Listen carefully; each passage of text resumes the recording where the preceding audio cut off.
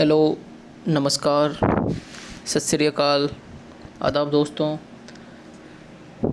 स्वागत करते हैं आप सभी का एक बार फिर से अर्जुना एजुकेशन में। मैं संदीप, मिले हैं आज हम फिर से एक नए टॉपिक पे चर्चा करने के लिए।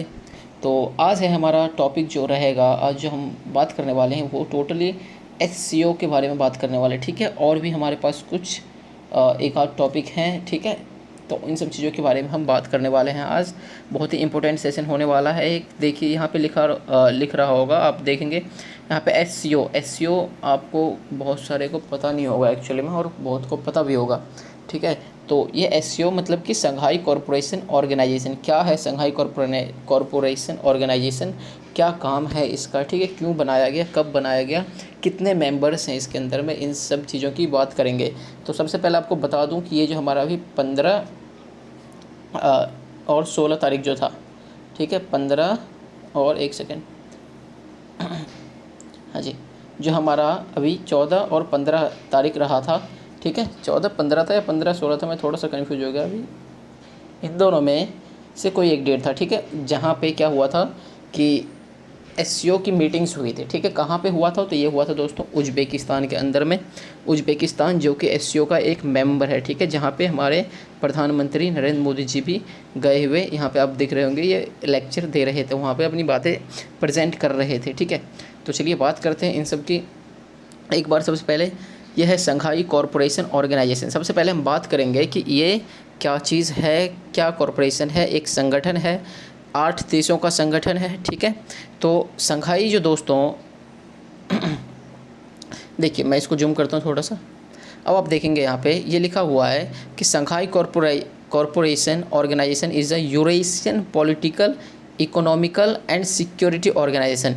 एक्चुअली में जो संघाई है ना, ये 8 देशों की संगठन है, ठीक है, जिसमें कि ये एक इस 2001 में बनाया गया था, ठीक है। कब बनाया गया था? तो 2001 में बनाया गया था। बात करें क्यों बनाया गया था, तो आप देख सकते हैं यहाँ पे एक पॉलिटिकल, इकोनॉमिकल और सिक्योरिटी, मेन जो कारण है ना दोस्तों, तो वो सिक्योरिटी को लेके है कि सिक्योरिटी को स्ट्रेथन करने के लिए हमारे सेंट्रल एशिया में, ठीक है, और जो हमारा एक यूरेशिया का देश, एक रसिया हमारे यूरोप का हो गया, ठीक है, यूरोप का एक देश हो गया, और हमारे पास चाइना, इंडिया, पाकिस्तान, ये सारे देश हैं।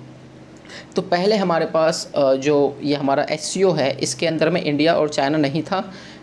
इंडिया और चाइना को ऐड करा गया बाद में। कब करा गया? तो ये करा गया था दोस्तों 2017 के अंदर में, ठीक है। 2017 में इंडिया और चाइना को एक साथ एससीओ का मेंबर बनाया गया था, ठीक है। इसकी बातें और हम करते हैं, ज़रा डिटेल में चर्चा करें तो आप यहाँ पे देख सकते हैं कि ये टोटल जो पॉपुलेशन है वर्ल्ड का, टोटल पॉपुलेशन का 60%, देखिए यहाँ पे, ये तो world largest regional organisation covering उसमें इतना percent of the area of Eurasia. देखिए ये जो है हमारा 60% यूरेशिया का एरिया कवर करता है।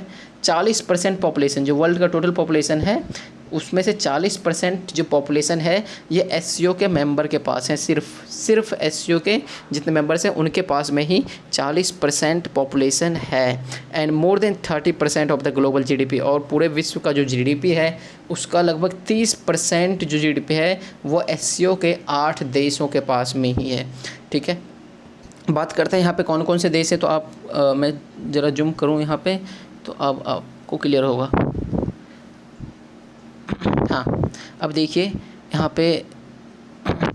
पे मेंबर्स ऑफ स्टेट्स देखेंगे कि कितने यहाँ पे हमारे पास सदस्य हैं। तो पहले मिलेगा आपको, देखिए, पाकिस्तान, इंडिया, या फिर ऊपर से देखिए, पाकिस्तान को पहले नहीं देखेंगे, चाइना, कजाकिस्तान, किर्गिस्तान, रसिया, तजाकिस्तान, उज़्बेकिस्तान, इंडिया और पाकिस्तान। तो 2, 2, 4, 2, 6, 2, 8 देश हो गए।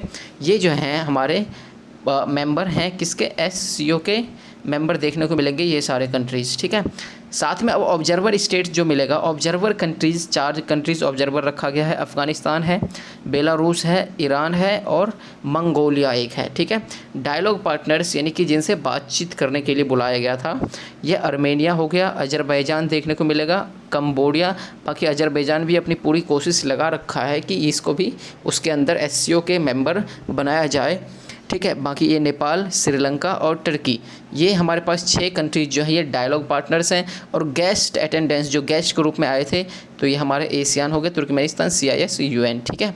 ये सारे हमारे गेस्ट के अटेंडेंस थे, मतलब गेस्ट यहाँ पे आए हुए थे इन सब के, ठीक है। यहाँ पे जितने सारे गेस्ट प्रेजेंट थे वो इन सारे संस्थाओं से थे, तुर्कमेनिस्तान के थे, एशियान कंट्रीज़ के थे, CIS और UN से थे, ठीक है। तो ये आपको हमने बता दिया कि 8 मेंबर्स हैं। ये ऑब्जर्वर स्टेट हमारे पास कितने हो गए, 4 हो गए, और 6 जो हैं डायलॉग पार्टनर्स हैं जिनसे कि बातचीत करने के लिए बुलाया गया था SCO के मीटिंग के अंदर में, ठीक है जी। चलिए आगे बात करते हैं। तो यहाँ पे आपको देखना है, एक सेकंड में एक स्लाइड, पता नहीं, ये देखिए, हाँ, अगर हम बात करते हैं इसकी तो हेडक्वार्टर इसकी कहाँ पे है, बीजिंग चाइना में है, ठीक है। फाउंडर्स कौन कौन से थे, देखिए 1 2 3 4 5 6 कंट्रीज़ ने मिलकर फाउंड करा था। इसकी खोज करी थी चाइना, रसिया, उज़्बेकिस्तान, कजाकिस्तान, किर्गिस्तान, तजाकिस्तान। एक कंट्री जिसमें नहीं है जो कि जिसका नाम है तुर्कमेनिस्तान, ठीक है जी। KKTT, ये हमारा KKTTU, देखिए ये हमारा सेंट्रल एशियन कंट्रीज है 5। मैं एक बार बताऊँ ज़रा पेन को चेंज करके, देखिए KKTTU, ये हमारे 5 सेंट्रल एशियन कंट्रीज़ हैं। के से हमारा Kazakhstan, Kyrgyzstan, Turkmenistan, Tajikistan, Uzbekistan. तो आपको यहाँ पे देखने को मिलेगा कि एक कजाकिस्तान मेंबर है SCO का, किर्गिस्तान भी है, तजाकिस्तान भी है, उज़्बेकिस्तान भी है।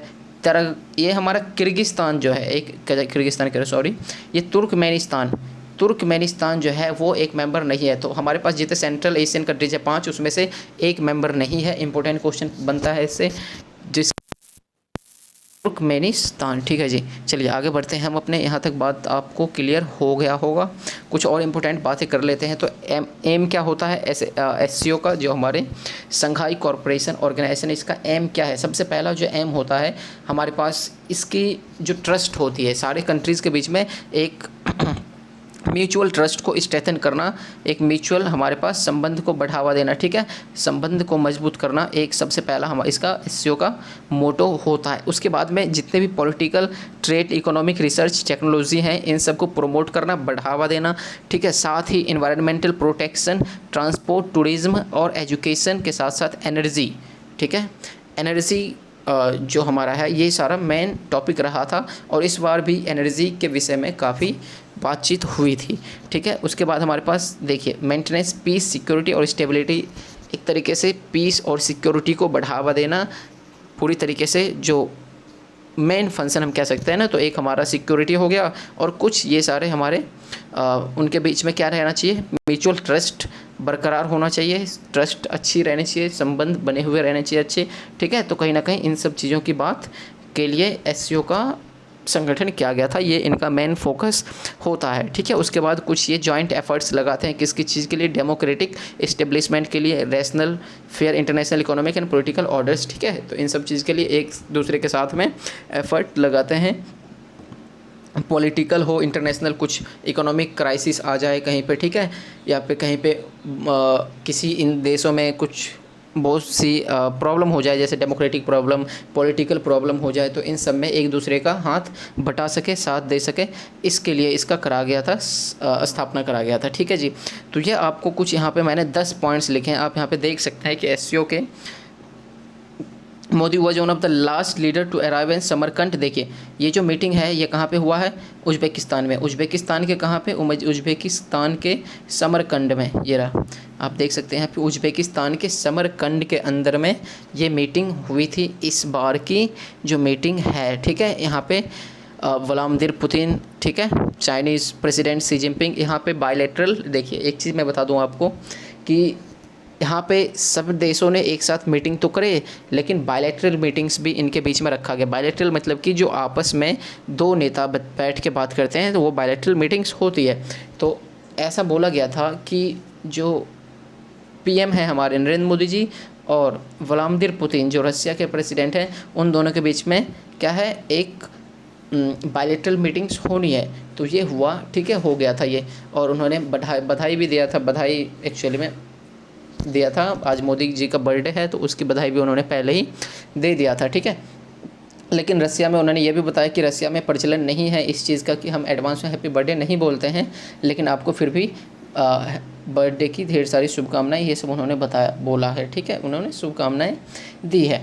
बाकी ये हमारा शी जिनपिंग जो है हमारे इनके साथ में कोई बायलैटरल मीटिंग्स नहीं हुई थी। ठीक है, उसके बाद एक आगे बढ़ते हैं तो देखिए यहाँ पे पहला पॉइंट आपको देखने को मिलेगा। सेकंड पॉइंट आप देखेंगे यहाँ पे कि पहले टाइम फर्स्ट टाइम काफ़ी दिनों के बाद में जब से ये हुआ था हमारा मिलिट्री 2020 के बाद से स्टैंड ऑफ लद्दाख का शुरू हुआ था, उसके बाद से पहली बार आज मोदी जो इस मीटिंग में हैं किसके साथ सामने रहेंगे, face to face head off करेंगे किसका, शी जिनपिंग का। ठीक है, जो हमारे चाइना के राष्ट्रपति हैं उनका सामना करेंगे। 2020 military in Ladakh stand of के बाद से पहली बार मिलने वाले हैं। थर्ड पॉइंट आपको यहाँ पे कुछ और भी देखने को मिलेगा कि ये सारी डिस्कशन टू लीडर्स के बीच में स्ट्रेटेजिक डिस्कशंस होने वाले हैं, ये सब है।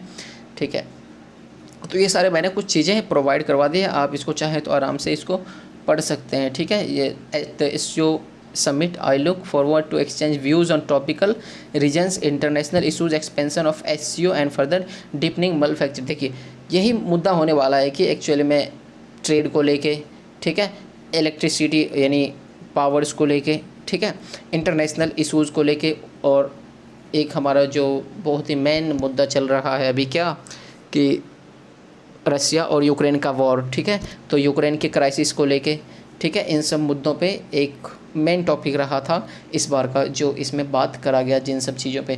तो ये हमारा फिफ्थ आप यहाँ पे देख सकते हैं। Also looking forward to meeting Uzbekistan president Mirziyoyev. ठीक है, उज्बेकिस्तान के प्रेसिडेंट जो है मिर्जियोयेव, इनसे भी इन्होंने मिला है, किसने, पीएम मोदी जी ने। ठीक है, I fondly recall his visit to India 2018, जो कि 2018 में लास्ट टाइम आए थे। उज्बेकिस्तान के जो प्रेसिडेंट हैं मिर्जियोयेव, वो लास्ट टाइम कब आए थे इंडिया में, 2018 के अंदर आए थे। और कहाँ पे गए थे, गुजरात में गए थे। ठीक है, चलिए आगे बढ़ते हैं। तो आपको सिक्स्थ पॉइंट यहाँ पे देखना पड़ेगा कि यहाँ पे कोई भी बायलैटरल, ये मैंने बता दिया आपको कि कोई भी पॉसिबल नहीं है, या फिर पॉसिबल क्या अब तो ख़त्म भी हो गया, लेकिन बायलैटरल मीटिंग्स नहीं हुई शी जिनपिंग की और नरेंद्र मोदी जी का। ठीक है, आगे बढ़े, यहाँ पे देख सकते हैं ये फर्स्ट, चलिए छोड़िए कुछ नहीं है, हाँ आगे बढ़ते हैं, एक सेकेंड। देखिए ये सारे कुछ पॉइंट्स हैं जो आप पढ़ सकते हैं आराम से।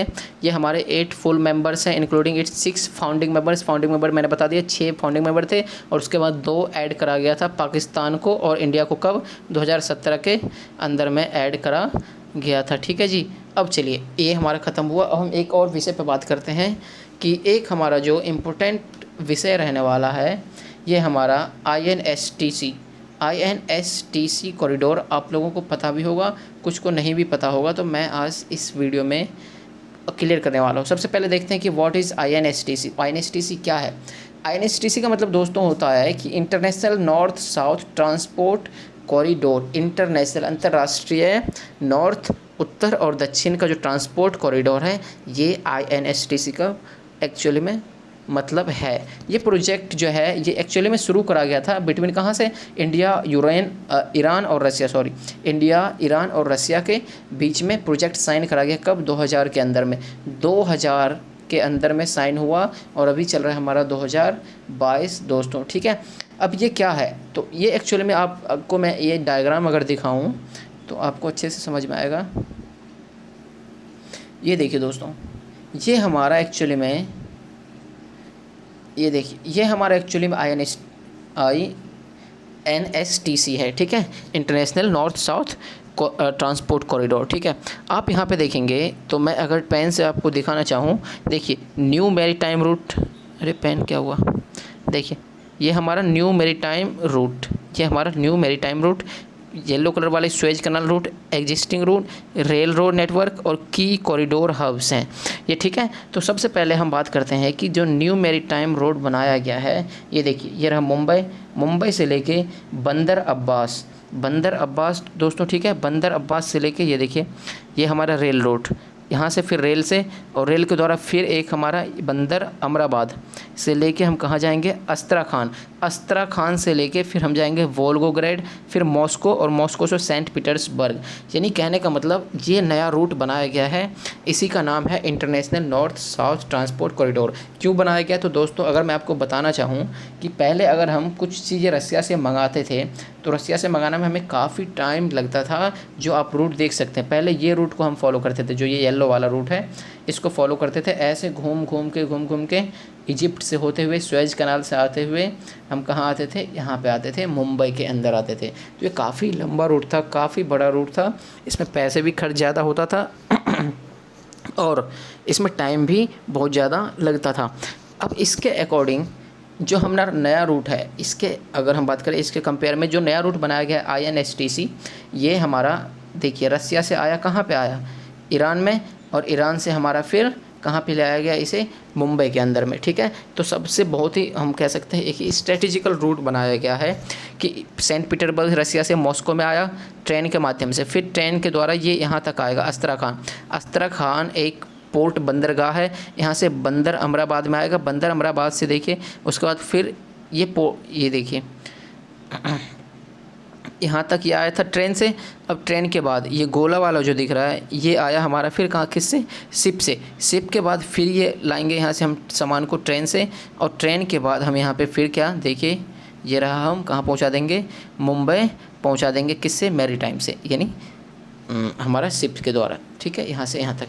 तो आप देख सकते हैं 2 टाइम ट्रेन यूज़ हो रहा है, 2 टाइम हम सी रूट का यूज़ कर रहे हैं। तो यही जो प्रोजेक्ट है, ये प्रोजेक्ट कहलाता है international north south transport corridor, यानी INSTC। ठीक है जी, तो ये बहुत ही स्ट्रेटेजिकल होने वाला है, स्ट्रेटेजिकल, क्योंकि जो हमारा आप बात करेंगे कि ये क्यों बंदर, चलिए ये हमारा जो दिख रहा है एक आपको अस्त्राखान, ये एक बंदरगाह, एक मुंबई, सेंट पीटर्सबर्ग, ठीक है, मॉस्को, वोल्गोग्राड, ठीक है, ये सारे हमारे जो है की कॉरिडोर्स होने वाले हैं, जहाँ पे कि इन सबको रुकने का मौका मिलेगा, सामान को उतारा और चढ़ाया जाएगा। आगे बढ़ते हैं, आगे ये हमने डिस्कस कर लिया INSTC क्या है। तो ये भी एक दोस्तों बहुत ही इम्पोर्टेंट मुद्दा होने वाला था। ठीक है, तो INSTC जो है ईरान, रसिया और इंडिया के बीच में साइन करा गया था। कब करा गया था, तो आपने देखा यहाँ पे 2010 के अंदर में साइन किया गया था, 2000 के अंदर में, सॉरी 2010 नहीं, 2000 के अंदर में साइन करा गया था। ठीक है, subsequently included 10 other Central Asian and West Asian countries, जो कि 10 अलग अलग एशियन कंट्रीज़ को जोड़ रहा है। तो एक्चुअली में ये जो हम ने रूट बनाया है, ये बहुत सारे एशियन कंट्रीज़ को और भी फ़ायदा देने वाला है, और वहाँ से हमारी इनकम भी हो जाएगी, हमारी इनकम भी हो पाएगी। इन कहीं ना कहीं INSTC को बहुत ही ज़्यादा फ़ायदा होने वाला है, और INSTC से बहुत सारे देश को भी फ़ायदा होने वाला है। ठीक है, तो ये था हमारा दोस्तों आज का, और ये सारे यहाँ पे कंट्रीज़ का नाम दे दिया गया है किस किस को फ़ायदा होने वाला है। अजरबैजान, अर्मेनिया, कजाकिस्तान, ठीक है, किर्गिस्तान हो गया, उसके बाद Tajikistan, Turkey, Ukraine, Belarus, Oman, Syria, Bulgaria है हमारे पास, ठीक है, बुल्गारिया। तो ये सारे जो कंट्रीज़ हैं, इन सबको कहीं ना कहीं बहुत ही बेनिफिट होने वाला है, ख़ास करके उन कंट्रीज़ को जिनके पास में पहले एक भी सी रूट नहीं था, जो कि पूरी तरीके से लैंडलॉक्ड कंट्रीज़ हैं। चलिए दोस्तों, तो ये था हमारा आज का वीडियो। SCO के साथ साथ हमने INSTC की बात करा है। ठीक है, बाकी इंडिया ने अपना SCO में जो प्रेजेंट करा है, अपनी जो भाषण दिया है नरेंद्र मोदी जी ने, उन्होंने ये भी बोला है कि हम इंडिया के अंदर में टेक्नोलॉजी हब बना रहे हैं, और वो ये संदेश दे रहे हैं कि आप इंडिया से अपना इंपोर्ट और एक्सपोर्ट को बढ़ाने का, यानी कारोबार को बढ़ा सकते हैं, आप मोस्ट वेलकम है। ठीक है, तो ये सारी चीज़ें थी जो SCO में इस साल की मीटिंग में हुई थी, लेकिन कुछ खास कर चर्चा नहीं हुआ था। जितना खास हमने सोचा था उतना कुछ खास इस बार की मीटिंग में नहीं रहा था। चलिए दोस्तों, एक चीज़ और बता दूं कि इस बार की जो मीटिंग थी वो कहाँ पे हुआ था, उज्बेकिस्तान के अंदर हुआ था, लेकिन अगली बार की जो मीटिंग होने वाली है 2023 की, वो इंडिया के अंदर होने वाला है, और वो दिल्ली में संभावित है अभी, लेकिन ये हो सकता है कि दिल्ली से उसको हटा भी कहीं और शिफ्ट किया जा सकता है, लेकिन मोस्ट प्रोबेबली अभी दिल्ली को कंफर्म कर दिया गया है। तो अगले साल का इंडिया में होने वाला है, और इसके लिए इंडिया को सभी कंट्रीज़ ने कॉन्ग्रेचुलेट्स भी बोला, शी जिनपिंग ने भी बोला था। ठीक है, इंडिया का धन्यवाद भी बोला और इंडिया को कॉन्ग्रेचुलेशंस बोला। ठीक है, तो ये हमारा है आज का वीडियो। आशा करते हैं आपको अच्छी लगी होगी, समझ में आया होगा। तो दोस्तों मिलते हैं अपने नेक्स्ट वीडियो में, तब तक के लिए जय हिंद।